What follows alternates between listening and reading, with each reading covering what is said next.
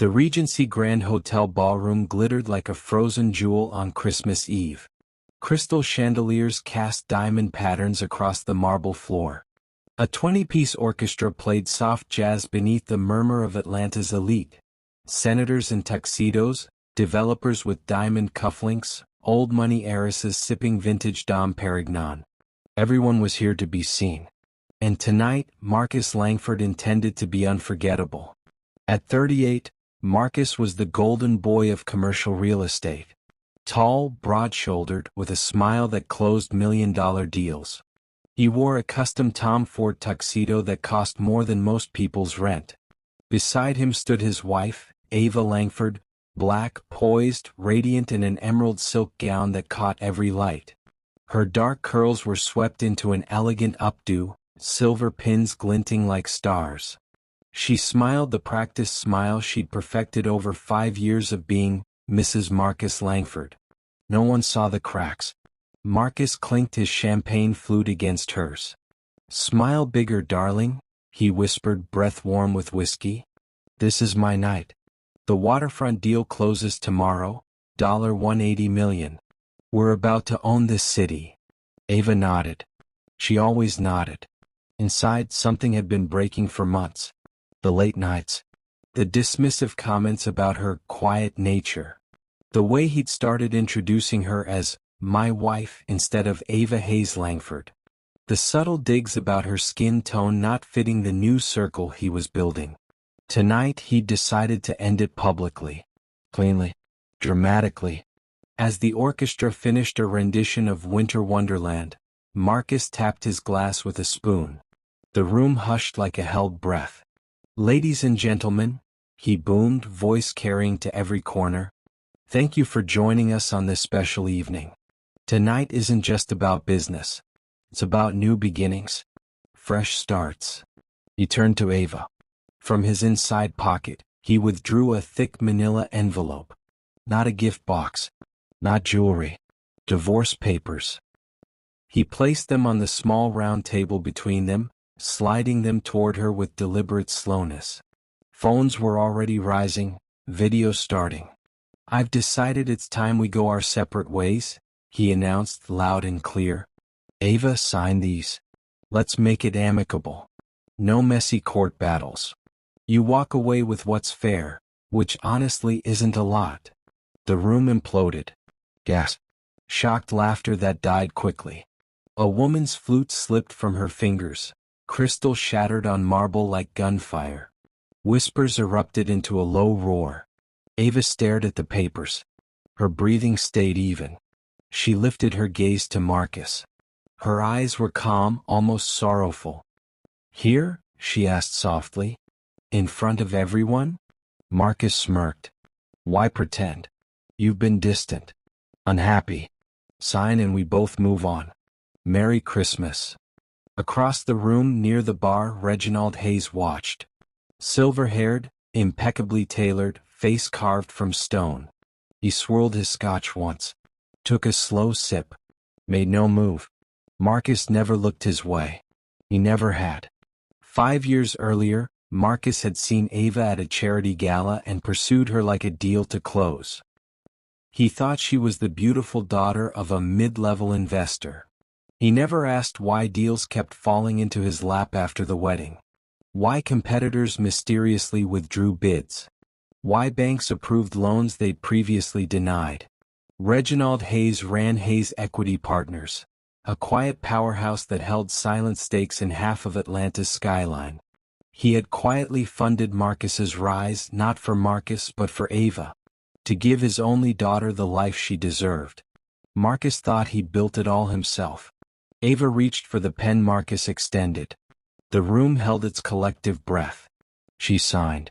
One fluid, unhurried stroke. Then she rose. "Merry Christmas, Marcus," she said, voice steady and clear. She walked out, head high, heels echoing like a countdown. The papers lay on the table like discarded wrapping. Marcus laughed, a sharp, triumphant bark. He raised his glass. To freedom. Some toasted awkwardly. Most stared at the empty doorway. Reginald set his glass down. Finally. Christmas morning broke cold and gray. Marcus woke in the penthouse alone, sheets tangled, head pounding. He checked his phone, texts pouring in. Legendary move last night, bro. Handled that like a king. A few from women he barely knew. Single now? He grinned. Victory tasted sweet. Then the phone rang. Caller ID, Hayes Equity Partners. Reginald. Merry Christmas, sir. Listen about the waterfront closing. Marcus. Reginald's voice cut like winter wind. Your line of credit is frozen. All Hayes-backed deals are terminated. Effective immediately. Marcus chuckled nervously. Sir, this is about last night? Come on, it was personal. No, Reginald said flatly.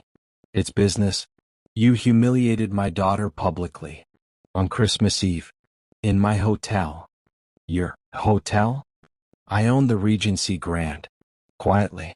Just as I own 32% of your waterfront project. The bridge loan you needed? Cancelled. The deal is dead. Marcus's mouth went dry. You can't.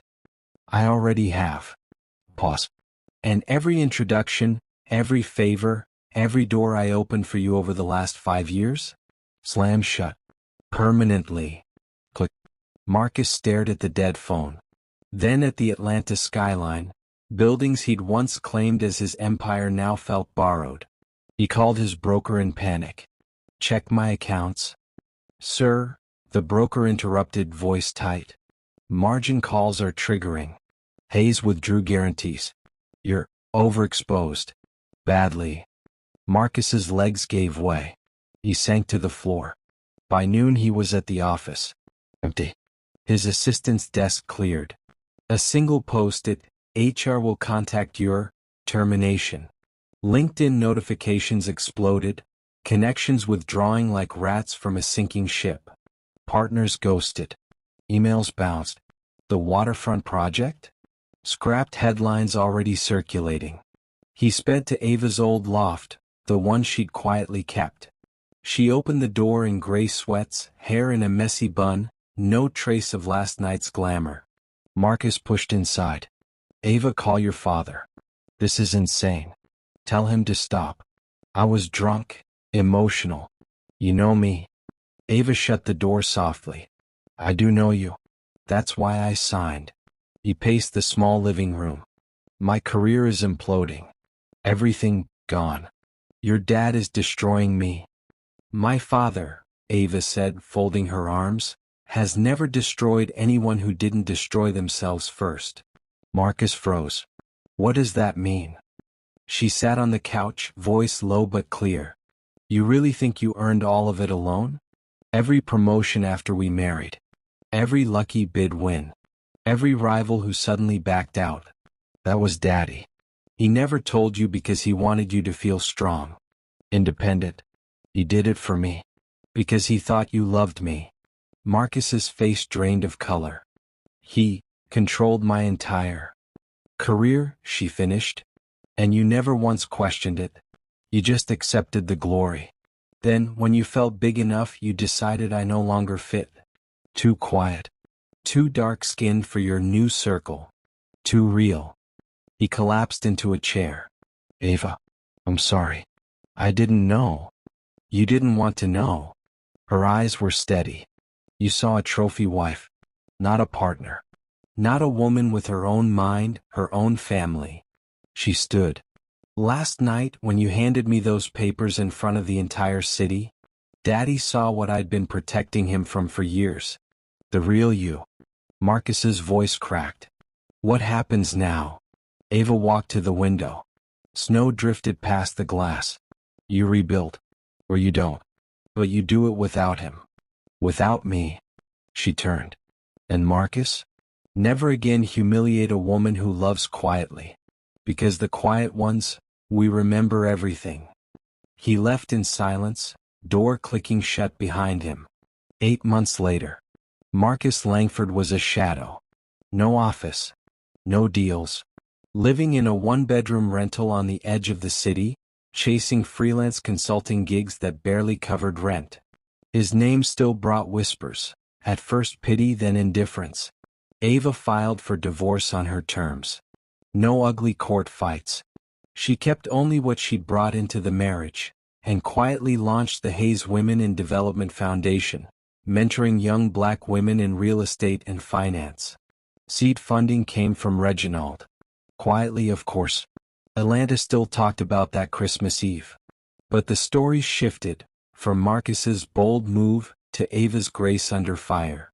The following Christmas, the Regency Grand Ballroom sparkled again. Reginald raised his glass at the head table. "To family," he said simply. Ava stood beside him, black velvet gown, radiant, no longer anyone's accessory. She smiled, not the practiced one but her own.